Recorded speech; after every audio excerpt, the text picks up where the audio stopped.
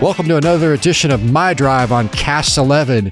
It is Thursday. We operate a day ahead, Friday the 10th. And today our special guest host is Grant Quezada. Is it Quezada or Quezada? Quezada. Quezada. Yeah. It's just, that's where Q comes from. Yeah, that's... You call it quesadilla sometimes? Yeah, I got that a few times. Okay, yeah. I like quesadilla better than Q. Yep. He is our special guest host, and of course, we all know he's one of the operators and owners of Founding Fathers Collective in Prescott. Welcome, dude. Hey, thanks. I apprate it. We just sit I see here Batman back there helping us out. Batman, research guy. How you doing, dude? Back there. Doing good. Yeah. He does talk as well. Yeah. Well, like we always do, Grant, these weekly shows, we just cover the top events and news stories of the week. Pretty short show. And then talk a little bit about you because you're kind of interesting. So let's get into it. Top news is the Prescott Valley Recreation Events Guide just came out, what you see on the screen there. Yeah. And that's got all the events happening for the spring starting in May, basically, or March. So pretty excited about that. And the featured event is Rhythm and Brews happening May 21st. So keep a track on that. You guys should come out. We will, yeah. I'll put it on my calendar and we'll be out here May 21st. So why I say that is Founding Fathers, how many beers do you guys have on tap there in Prescott? So we have 65 beers on tap. So beers, cocktails, wines, kombuchas, and even some non-alcoholics for little kids. Okay. Which it's always kind of funny seeing kids go up to the beer tap wall and pour themselves something, and adults are kind of like, what is going on here? Well, we can't have that happen. Yeah, so we're the largest self-serve tap wall system in the state, and I think we're the 5th or 6th in the country. So that's awesome. So if you haven't been to Founding Fathers, it's not only 65, which you say is one of the largest states, self-serving beer taps in the state. What else do you guys have there? Because it's super interesting. It's this collective. Yeah, so we have it's about a 14,000 square foot building, and we have a 65 wall tap wall. We have a award-winning barbershop. So last year we won one of the top 10. I don't need that. I'm sorry. We're good at number ones all over. Okay. Just I'm a pro. That's all I do. Number one, sweet. But John Hancock Barbershop. So that's a 9-chair barbershop. We're open 7 days a week, 6 days a week, Nice. 12 hours a day. We have a specialty coffee shop, merchant coffee shop. We have a functional fitness gym, which is Founders Gym. Our buddy Robert owns the jiu-jitsu studio there. Cool. And then we have a small retail area. We're getting ready to add an addition to one of the rooms downstairs, and it'll be kind of like a cigar whiskey lounge. And then we have kind of a member speakeasy that's hidden in a back corner I with a just fingerprint. bribed somebody to get in there. Yeah, I know.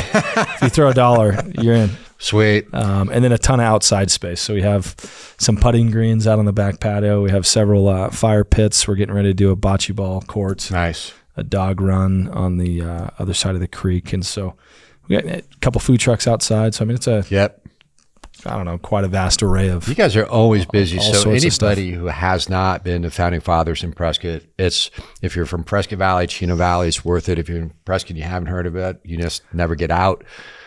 Check it out. And that's one reason why I want to have you on here. Yeah. No, and I if we appreciate can get you involved with Rhythm and Brews, that'd be great. It Yeah, supports Humboldt Education Foundation. So Okay, cool. 100% proceeds go to that. Yeah, I'd love to help out.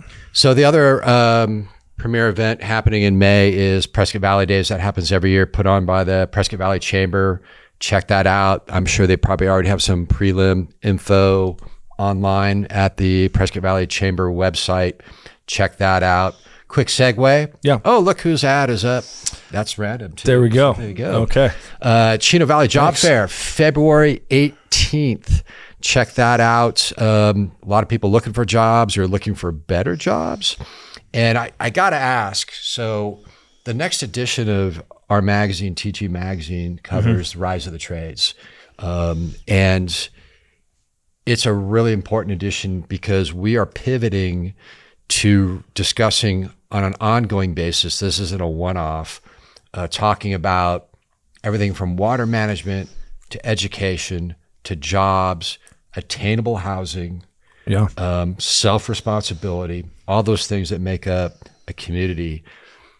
I think I'm going to guess you're pretty fortunate in that we have a very large veteran population. I think a lot of people don't know you're a veteran. So I'm guessing you tap into a lot of your veteran community to come work with you, which is a natural thing because your tribe has the housing situation and all that's been going on in the past with COVID been affecting your ability to staff up? No, not really. Honestly, we employ, I think right now we're about 65 and our retention rate's like 92%. And so we've been open now for 17 months. Outside of, I guess, COVID and everything that has been happening the last 2 years, we've been very fortunate just having a great team. I think we have about 10 ladies and gentlemen that are prior veterans. Right. So that helps a ton with just being able to kind of pull them in and kind of turn them loose on. So what can you attribute that to? Because you see other business owners around you. It's pretty obvious. This isn't a negative. It's just an observation on how we make it better. Struggling with staffing. So what can you attribute a 95% staff up rate and a high retention? What is that? What's happening? Yeah. So I think the two biggest factors in that I see that is working for us is one, culture, and then two, leadership. We talk about that a lot, right? Research guy? Definitely. Yeah. So culture is everything. And obviously a huge part of that is for Jesse and I, my business partner. We kind of had a very clear direction of where we were going and what we're about. And so our core values are community, connection, and care. And that is kind of the lens that we really tackle everything that we're trying to do or accomplish in the community. And so build a very strong culture and then inviting our team into that and then the rest of the community. But a huge part of that too is the ability to relinquish the reins and give ownership to our team. And You're looking for leaders. Yeah. So the ability for them to come in, take ownership, feel like they have the autonomy to kind of choose, make the right or wrong decisions either way. But it's a learning curve for them. And we don't micromanage by any means. We put them in those positions. Yeah. We're not getting there yet. We will at some point. But the goal really is like put very clear, concise directions of what we're expecting of them. And then at the end of the day, a huge part of that is giving them the freedom to actually succeed or fail. But, no one person or one individual or one choice is going to fail the business, and I'd much rather have a lot of individuals that are proactively problem solving and thinking outside the box and feel like they're adding value to what we're doing compared to automatons that are just being told what to do. And it gets very exhausting for us on our end if we're constantly telling everybody what to do or we're the choke point of the right or wrong decision. There's a lot of stuff that happens there where days will go by and I had no idea. And it's like, oh, it's a good choice. Thanks. So we talk about that a lot in our organization. Another way to put it is we give people their sandboxes. We give them clear, well delineated or defined fence lines and say, make it happen. Yep. And along the way, you're going to make mistakes. I make them all the time. I know you can. It's easy to admit that as a leader because you realize that's the way to learn and stretch yourself. What's interesting about what you just mentioned on your retention and your staff up rate is that's what the employment industry is saying right now is because we attend these job fairs, we look at the data. People are looking for culture. We know the data says retention and things like that are directly related to culture and helping to cultivate people as opposed to, like you said, a bunch of robots asking for permission. Yeah. I'm fortunate. We're fortunate. My CEO gives me my budget, which I run, gives me my sandbox, and he says, make it happen. Here's our mission. We have a very clear mission. But beyond that, I just come and say, we just did this. Oh, cool. Well, we tried this, didn't work. Throw it out. Yeah. Nobody even knows. Yeah, it's huge to be able to create culture and then really relinquish the reins and kind of give it over to the team because they're the ones that ultimately are going to carry out what you're trying to create and envision, and then they are the culture standard, the standard to what you've created. And so if they can't believe in what we're doing, then obviously we're failing at some level. And then two, it becomes very exhausting for the business owner or the head team if they don't have buy-in at all levels. Another huge part of that too is if you have any kind of toxic individuals, you just need to get rid of that quick. Politely address the issue with those individuals and try to salvage or maybe reinvigorate them or reposition them possibly. Clearly, because they very well could be out of. Maybe they're not playing the best role suited for their strengths, and so trying to find that.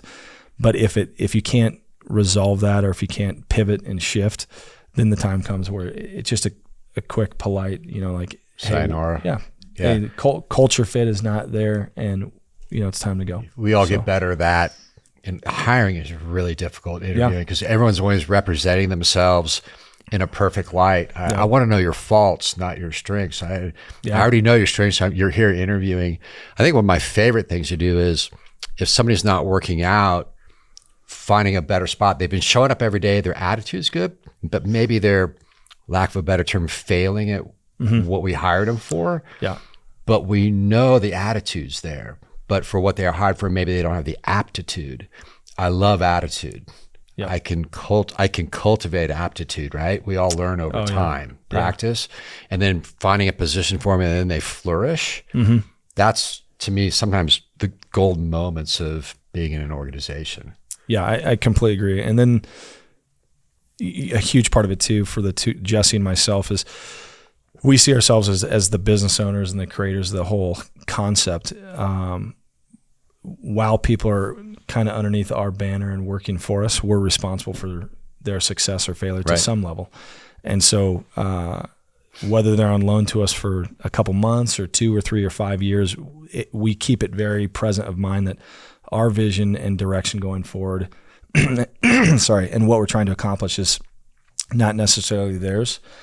And so they can jump in and be a part of it, but at some point, everybody has their own kind of ideas of what they wanted to be doing with their life. And so really we have a whole backside program to where we're helping curate and really try to help them figure out what they want to do. And then when they leave, hopefully they're leaving a lot better than when they got there, and they're an asset to the next location they're going to or to themselves. Right. And so because essentially they move on, they're going to go somewhere else, and they become an extension of the last place they worked. And if they leave and they're like, man, Founding Fathers was garbage, or this is everything that's wrong. One, that's human nature, but two, people tend to be, pessimism is a lot easier than optimism. Right? Yep. So I'm always trying to, I guess, garner those relationships and really fine tune. I think what we're going to do is have you back for, we're launching an effort through the trades edition of TG Magazine, as I was alluding to earlier, on an open, ongoing discussion about all these topics, whether it's growing your business, the challenges of housing, the challenges of the whole new attitude with employees. Oh, I don't work weekends, right? Yeah. How do you cultivate people to get to the next level without giving them a handout, but giving them a hand up? Personal responsibility is what we're getting into. Let's segue to a couple other topics, but we're definitely going to have you back for these other topics. Leadership and self-development. We want to do. Housing. So other things going on. So you guys know it started on February 6th. I-17 has got some closures. Go to the ADOT site for more info. Don't want to be late for work, or Grant won't let you serve beers at Founding Fathers if you're late. Then segueing to, I found some of these results of the latest Prescott Police speed enforcement locally, I think off of Willow Creek and some other areas, how fast these people were going. Yeah. There's one in here that it was 81 miles per hour on Pioneer Parkway. Yeah, it's not the Autobahn. No. There's some good turns over there. So Prescott PD doing their things to keep us safe. Kind of an interesting article if you guys want to check that out. One that I like, your articles, it adds up again. Hey, thanks. I appreciate that. Not a problem. That's Batman, thanks. I got some free beer coming to you. Yeah. All right. Well, he's going to take credit for it, but the person who wants the beer is probably on the other side of that wall. But you can give a beer for the video. Don't listen to him. Yeah. Sweet. There is a hazardous waste collection event coming up for Prescott. This is a good one, March 7th through the 25th. I love these. Yeah. It's your pesticides, probably your batteries, stuff like that. Don't throw them in the trash. Check it out. Right? They go in the recycling trash, right? Recycling trash, whatever it is. Be good. Moving on, I'm looking forward to this. I don't know if you know about this. No, Pecan Wine idea. Festival returns to Camp Verde in March. Okay. Wine Consortium. Are you familiar with these guys? Never heard of it. Sounds awesome. So you're kind of in the business. Yeah. They got a whole cool thing going on in the Verde with the whole wine trail and what's going on from Cottonwood to the Verde. Check that out. You can always just search wine on the search box on signalsaz.com to find out more about it. That is coming up in March. Then, of course, good news for Prescott. Yeah. Your packages may come a little quicker. I'm not going to guarantee that. I heard about this whole project. Yeah, it's like So 12 good or news, 1,800 Prescott new got jobs. And FedEx, so some jobs. yeah, Prescott Valley's getting Amazon, I heard about that. which I'm not happy about because it's easier I for get your- endless boxes from my wife. It's called I saw a meme a little while ago, but it said Primnesia. And it was like a photo of a door and all these random Amazon boxes. And it said Primnesia. You know, when you've ordered so much, you have no idea. My wife was out of town what's for in the 2 boxes. weeks. Yeah. And I was really stoked. Not that I wasn't going to miss my wife. I did. But she had to take care of some family issues on the West Coast. During that whole time, Yeah. for 2 weeks, boxes arrived. There were probably 20 boxes unopened by the time she got back. It didn't stop. I love her, and I know part of it was business. She's probably listening to this, but that's, Amazon these days and FedEx. FedEx drivers and UPS drivers know our goats, and they're like a regular thing at our property. Yeah. So anyways, good jobs. So our region's growing a little bit. That's good. Don't want to get in the magic word growth right now. We'll do that for another podcast. Oh man, yeah, it's crazy. And I wanted to segue to, we've been talking about jobs and beer fests. This is the Founding Fathers Collective. You can check them out at foundingfatherscollective.com in Prescott. Grant, Quesadilla, Q, as we call them. So let's talk about you. We talked about your business a little bit. Yeah. Let's talk about your background. How did you get into this? How did you end up landing in Prescott? Where are you from? Yeah, I grew up in Prescott. So my folks are originally from California. They moved here when I was about 4. What part of Cali? Corona, like Okay. Orange County, I know Riverside that. area. So they moved up here back in the early 80s. Grew up here with a younger sister and brother. Got in a little bit of trouble after high school or during high school. And then I kind of moved out to Missouri after the high school years. You must have gotten a lot of trouble to have to go to Missouri. Man. Yeah. Well, actually, my wife and I were dating at the time, and we broke up. And so I didn't know what to do because I was like, I just need to get out of Prescott. And so, were you the guy that posted all those pamphlets on telephone poles that said, hey, leave a voicemail at this phone number of your best Chewbacca imitation? No. Some dude broke up with his girlfriend, and then he posted leaflets throughout town. So funny. And she got hundreds of Chewbacca imitations. I thought it was the best breakup. That's Legend. a good, like, It's not innocent violent. joke. It's annoying, but it's pretty funny. Good. Yeah, and it's funny. they play some of the messages in the videos. Yeah. I'm sorry, go No, ahead. that's pretty good. No, so I ended up moving out to Missouri. I got into cutting hair, so I was a hairdresser for about 3 years. That was a little. I remember when you first started out here, you had that little Yeah. gig over there on was it Sheldon or South Montezuma. Yeah. And so cut hair for a little bit. That was a little boring. Or I guess I enjoyed it, but I felt like I could do something more. So joined the military and went and spent 8 years in the Army, the whole time in special operations. And then that was from 2006 to 14. Okay. Got out in 2014. Thank you. Yeah, you bet. Thanks for your support. I just learned that the other day. You kind of, as a veteran, you hear people say, thanks for your service, and you don't know how to necessarily respond You're welcome. to that. And so a friend was like, oh yeah, the thing to say is thank you for your support. And I was like, that's actually the best line I've heard. So my wife and I had gotten married after joining the military. And when we moved back to Prescott, we had one son at the time.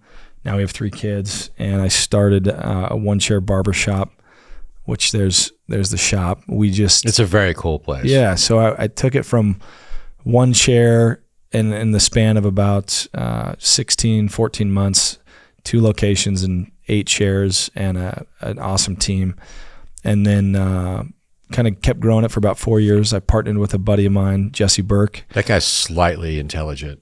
He's probably the most broadly competent, capable human I've ever met. Yeah, he's just like you're talking to a Google human. Yeah, he's talking to him, and he's a great guy, great communicator. But you could just tell that he's buzzing between his ears. Oh yeah, the guy's brilliant. So, just a very, very competent and broad bandwidth of just what he's capable of doing. So Jesse and I partnered. I actually hired him on as a consultant to help me grow, and then as I kept telling him kind of what I had envisioned and what I wanted to do, we realized we shared a lot of the same values and principles and ethics, and we're both from Prescott. He's a veteran as well? He is. He's Air Force veteran. And then his wife, my wife, and I have all known each other since second grade. And so he was a couple grades above us. We all moved back to town about the same timeline. And anyways, we ended up partnering, buying the building we're in. This was 2018. Took about a year and a half to get it up and running and open, which was October of 2020. But now we're at 16, 17 months. We've been operationally, in the black since month one and growing at about a 10 or 11% a month. So it's good. It's like a lot of pivots. How many employees do you have? 65. Nice. So yeah. So who's better, USMC or U.S. Air Force? Is that an ongoing? USMC. Well, man. Or I would say you're Army, right? Yeah. I grew up playing sports. I really enjoy sports. However, I could never gravitate towards professional sports the older I've gotten, just because I find it slightly silly that grown people care that much about sports. And it's like, dude, these kids are 20, 21 making millions of dollars, and somehow people think that their opinion matters. Or that it's like, oh my gosh. Oh, but that's a whole other podcast. So, yeah. So, however, if Tom Gann's out there over at Priority Family Medical, he's going to say Rams all day, and I didn't even know who was playing until today. So the other team, which I guess is the Bengals. Bengals. Which they have been around for like 3 decades. I didn't even know they were a franchise still. I was like, these guys are still playing. This is awesome. So I'm going for the Bengals just so Tom can vote for the Rams. But I loved playing sports. I just too busy to focus too much on them these days. Cool. I know we are hosting a huge NFL Super Bowl party at if you want to talk on Sunday, that. So that'll be great. I know we have beers and wings and all day happy hour and several TVs that'll be on. And that's at the Founding Fathers Collective in Prescott. You want to give people an address? 218 North Granite Street, Prescott 86305, and then we're right behind the new Hilton DoubleTree that opened. Great place. So on the corner of Montezuma and Sheldon. We have a ton of outside space. So we have cornhole, and we have, like I said, I think we have four different holes for putting greens now. And we have some food trucks and obviously plenty of copious amount of beer. Yeah. And a bar. I guess everything you do when you watch sports ball. So. There you go.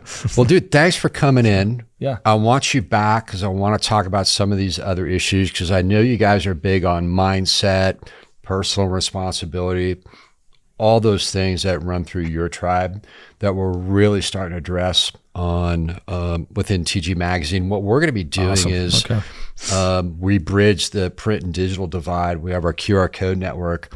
You can read an article in the magazine, but then you scan a QR code, and those videos that you're taking to expound on what we're talking about in the magazine. We're really, as I mentioned, pivoting TG Magazine to address everything from housing, but more importantly, collaboration. This isn't to create a bigger divide or schism. It's like we need to start talking about it more collectively, no pun intended, and then start coming up and sharing ideas on what is attainable housing or affordable housing, how you do it. So I'd love to have you back to talk about that, because I think a huge part of that your is mindset is man. relevant. It's huge mindset. It's all about, because that's an issue, right? It's a problem that we're all faced with here in the region, but you need individuals that can creatively and collectively work together, but they're approaching the problem through a lens of optimism instead of pessimism. And I think it's, once again, too many people default to kind of that pessimistic mind frame.